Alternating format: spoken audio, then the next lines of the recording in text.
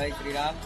વિશ્વ હિન્દુ પરિષદ બજરંગ દળ દ્વારા લાલધ્વજ નગર તળાજામાં સેવા સપ્તાહ જે કાર્યક્રમ આવેલો હતો તેમાં રાષ્ટ્રવિજય હનુમાનજી મહારાજના સાનિધ્યમાં વિશ્વ હિન્દુ પરિષદ બજરંગ દળની ટીમ દ્વારા વૃક્ષારોપણનો કાર્યક્રમ કરવામાં આવેલો હતો. જય જય શ્રી રામ.